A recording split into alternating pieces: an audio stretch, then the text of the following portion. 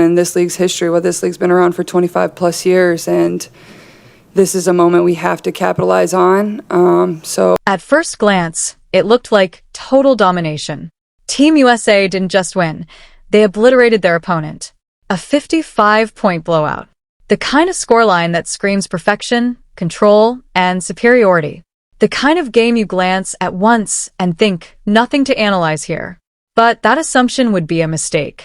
Because hidden inside that massive victory was something far more important than the scoreboard. Something subtle. Something dangerous.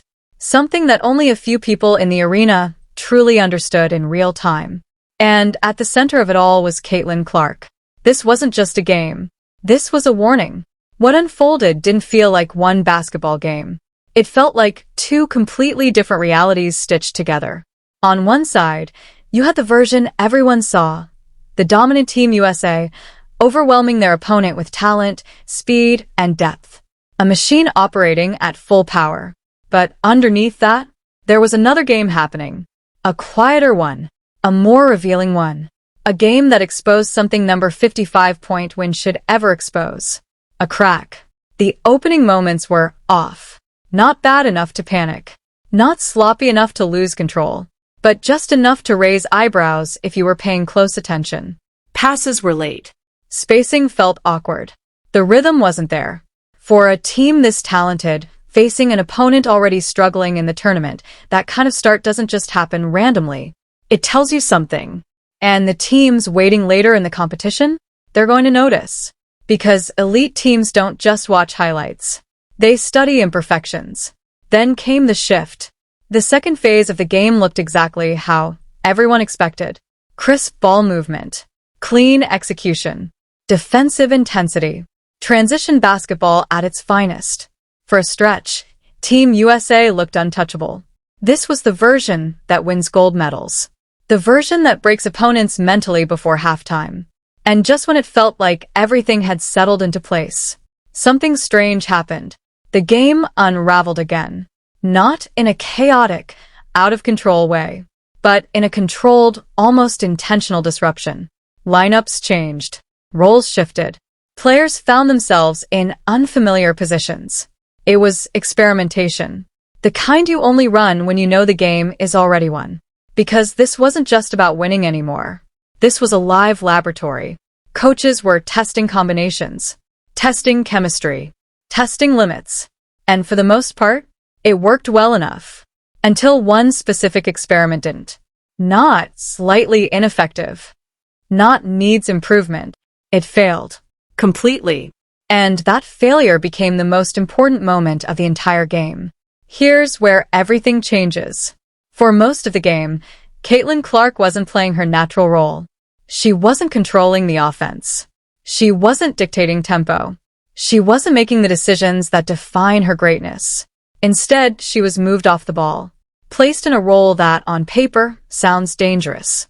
A scoring threat without defensive pressure. A weapon defenses can't predict. But reality told a different story. The impact disappeared. Not gradually. Not subtly. Immediately. The rhythm? Gone. The flow? Disconnected. The presence? Diminished. And it wasn't because of effort. It wasn't because of talent. It was because the entire identity of the offense shifted the moment she stopped being the decision-maker. Because what makes Caitlin Clark special isn't just what she does with the ball. It's what she sees before anything happens. Take that away, and you don't just lose a player. You lose the system. This isn't new. Anyone who followed her journey already knows this pattern. Every time she's removed from control, something breaks. The offense hesitates. The timing collapses. The confidence fades. Because her value isn't just in scoring. It's in anticipation. She's not reacting to the game. She's predicting it. And then, everything flipped. In one decisive stretch, the experiment ended. The adjustment was made. Caitlin Clark was handed the keys again. And what followed wasn't just improvement. It was transformation. The game changed instantly. Not over time. Not after a few possessions. Immediately. The offense came alive. The spacing made sense. The pace accelerated with purpose. Suddenly, everything felt easy. Too easy. In just a few minutes, the difference became undeniable. No wasted movement. No hesitation. No mistakes. Everything was precise. Every pass arrived exactly when it needed to. Every cut was rewarded before it even fully developed. Every possession felt like it had already been solved before it began. This wasn't just execution. This was control. And here's the twist no one expected in a 55-point blowout. The most important part of the game wasn't the domination. It was the struggle. Because that short stretch revealed something bigger than any highlight play or stat line. It proved that Team USA doesn't just get better with Caitlin Clark running the offense. They become something else entirely. A system. And there's a massive difference between a team full of talent and a team that operates like a system. Talent can be challenged. Talent can be disrupted. Talent can be slowed down. But a system? A system led by someone who sees the game seconds before it unfolds? That's almost impossible to stop. And now, every serious contender in this tournament has a decision to make. Do they prepare for the version of Team USA that won by 55? Or the version that looked vulnerable for just long enough to reveal the truth? Because those few minutes, those quiet, easily overlooked minutes, may have just exposed the only real question that matters moving forward. Not whether Team USA can win, but how they need to play to avoid being beaten. There are moments in sports where pressure is supposed to speed everything up. The noise gets louder. The decisions get harder. The margin for error disappears. And most players? They rush. They panic. They break. But then there are players like Caitlin Clark. Because when the pressure rises, her world does the opposite. It slows down. This isn't a narrative. It's not hype. It's not something built by highlight reels or social media clips. It's a pattern. A repeatable, undeniable pattern that has followed her from college to the pros and now onto the international stage. When the game should spiral out of control, she takes control of it. But here's the part most people missed. The part you won't find in the box score. The part that doesn't show up in graphics, headlines, or post-game stats. The part that only reveals itself if you watch closely enough. Caitlin Clark was dominating this game without actually dominating the stat sheet. Because some of the most important plays she made never counted. Not officially. Not statistically. But strategically, they were everything.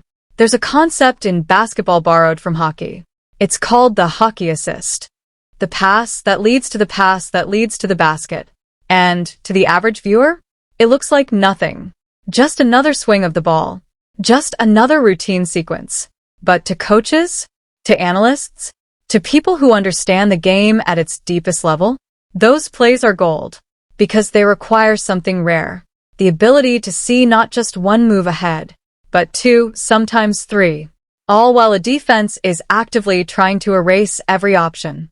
And in those critical stretches, Clark wasn't just making plays. She was orchestrating outcomes. Before they even happened. That's what makes this so unsettling for opponents. Because defending scoring is one thing. You can contest shots. You can close out. You can double team. But how do you defend a decision that was made before your defense even reacted? And yet, here's the twist that changes everything. Despite all of that control, all of that orchestration, her shooting from deep, off. Uncharacteristically off. Shots she normally buries without hesitation didn't fall. And against elite competition, that matters. Because the next teams on the schedule won't be as forgiving. They won't give her space. They won't allow rhythm. They won't let her settle in. But here's where it gets dangerous. Because while her three-point shot wasn't falling, everything inside the arc, perfect, flawless, untouchable. Every drive, every finish, every calculated attack toward the basket, converted. Not occasionally, not efficiently, perfectly. Think about that for a second. A player who can punish you from deep also hasn't missed a single shot inside the arc. That's not balance. That's a nightmare. Because now you're defending two completely different threats at once. Step up too far? She's past you. Sag back. She's pulling from distance. And even on an off night, she's still controlling everything. But the real story wasn't in the percentages. It wasn't in the shooting splits. It wasn't even in the scoring. It was in what happened when everything became clear. Because at some point, this stopped being about experimentation. It stopped being about testing roles. It stopped being about rotation adjustments. And it became something much simpler. A realization. This team has a choice. And it's not a complicated one. Because while the spotlight naturally gravitates toward Caitlin Clark, this wasn't a one-player performance. Far from it. Angel Reese came out and set the tone with force, energy, physicality, relentless presence in the paint. When the offense felt uncertain, she stabilized everything. Rebounding, defending, cleaning up mistakes before they became problems. She didn't just play well. She anchored the game. Then there was Rhyne Howard. And if you watched closely, you already know. Because when she finds rhythm, it's over. The kind of scoring burst that hits before a defense even realizes it's happening. One shot becomes two. Two becomes five. And suddenly the game is gone. That's what she does. Kelsey Plum? Consistency. Every single night. No noise. No headlines. Just production. Reliable. Predictable. Effective. The kind of player every championship team quietly depends on. Jackie Young brought versatility. Two-way impact. Defensive effort. Smart offensive decisions. The kind of glue that holds lineups together. Monique Billings? A revelation. Movement without the ball. Timing on cuts. Finishing with precision. And when paired with Clark, something clicked. Something subtle, but powerful. Because when a player knows where to be, and Clark knows when to find them, that connection becomes automatic. And that's the part people still don't fully understand. Clark doesn't just make players better. She makes the game easier for them.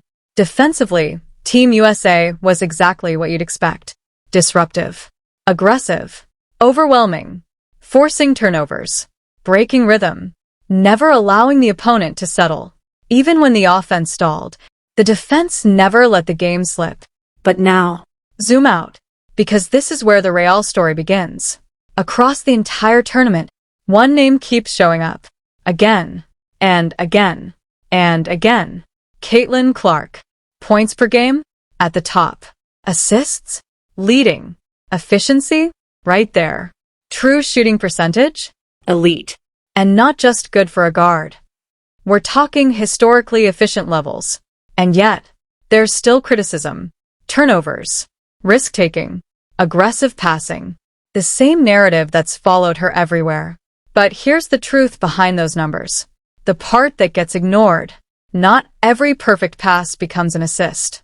Not every brilliant decision shows up in the stats. A teammate misses an open shot?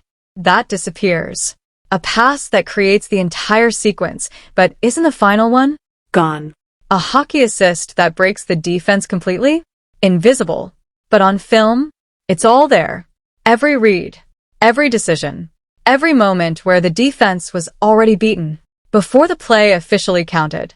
And when you put everything together, three names rise above the rest. Clark. Howard. And Paige Buchers. Different styles. Different strengths. But all equally impactful. And yet, even with all that talent, all that depth, all those weapons, the biggest takeaway from this entire game comes down to one uncomfortable truth. If part one exposed the truth, then this part forces you to confront it. Because what happened in that game wasn't just a performance. It was a preview to a glimpse into a future that hasn't happened yet but is already taking shape. Every tournament has a moment like this. A game that looks ordinary on the surface, but quietly determines everything that comes after. Not because of the result, but because of what it reveals. And what this game revealed about Caitlin Clark should make every opposing coach uncomfortable. Because now there's film. Clear, undeniable film. Film that shows exactly what happens when she controls the game. And exactly what happens when she doesn't. That's the problem. Because once something becomes predictable at this level, it becomes attackable. Think about it. Every elite coaching staff left in this tournament is going to sit down, rewind that game, and ask one simple question. How do we keep the ball out of her hands? Not stop her. Not slow her. Remove her. And suddenly, the entire dynamic changes.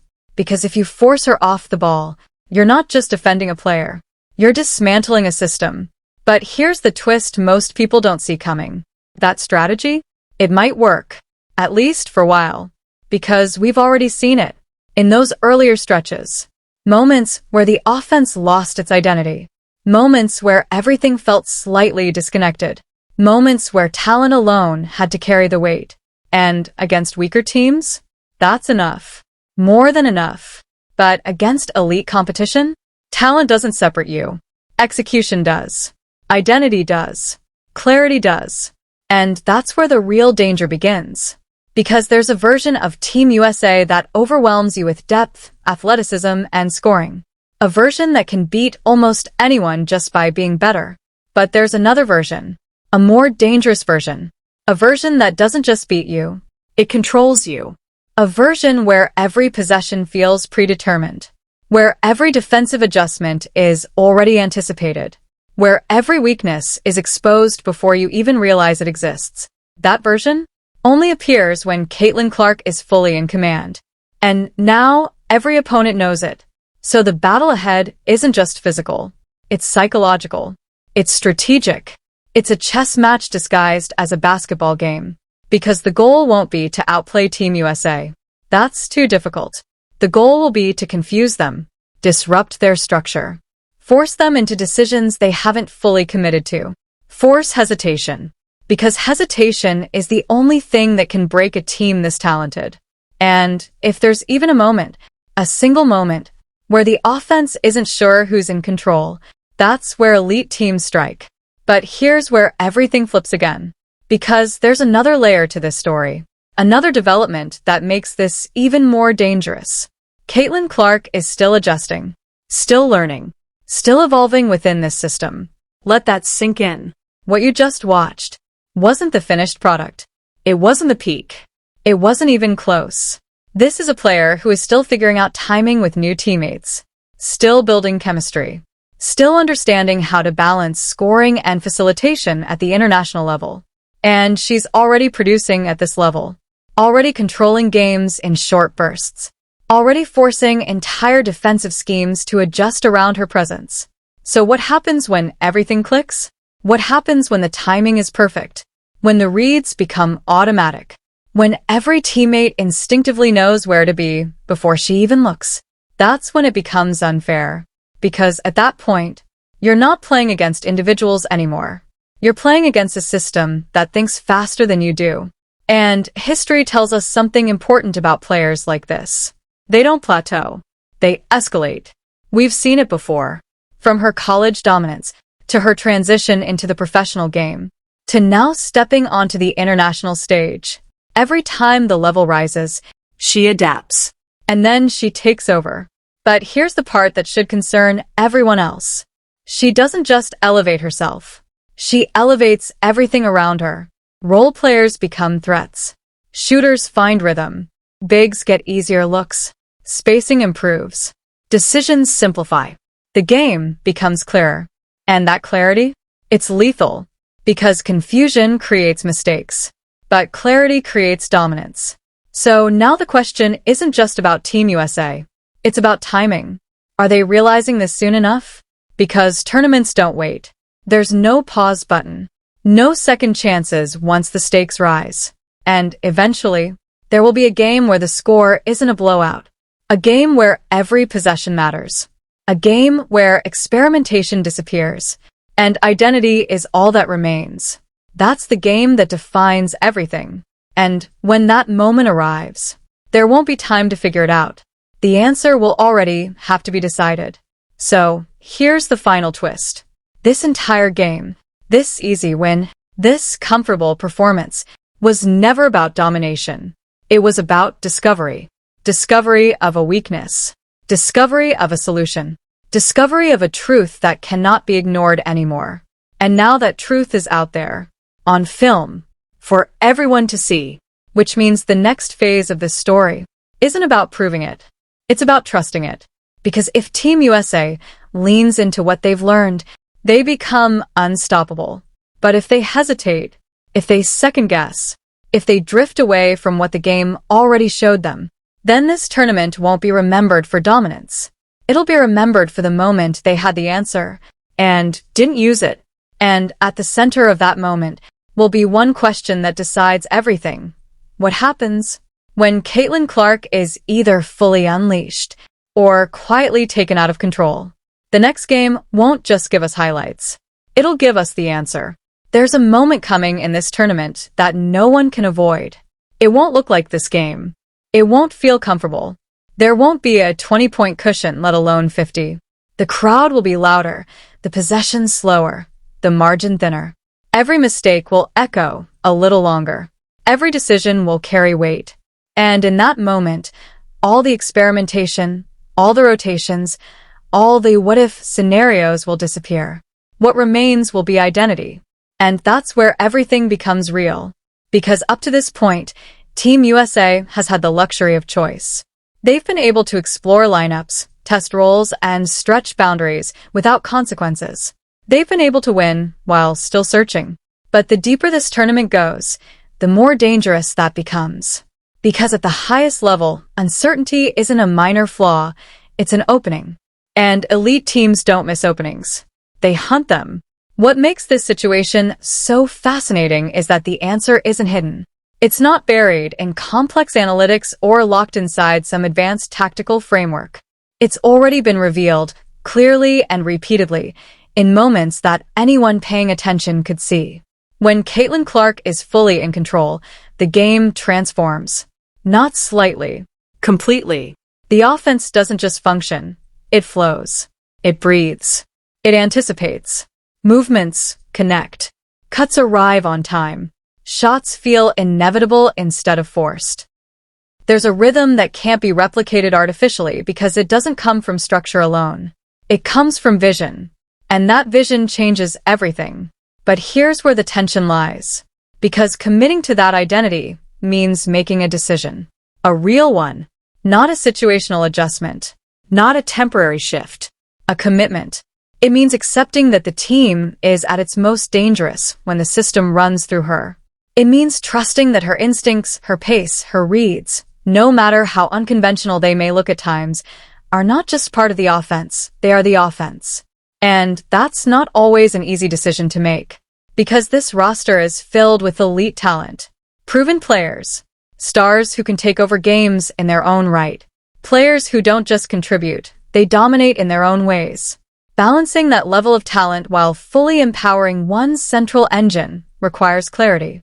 It requires trust. And more than anything, it requires letting go of hesitation. Because hesitation changes everything. It slows the first pass. It delays the second read. It creates just enough doubt for a defense to recover. And at this level, just enough is all it takes. That's the margin. Not talent. Not effort. Timing.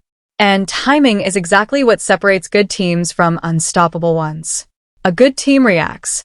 A great team anticipates. And a truly elite team, one operating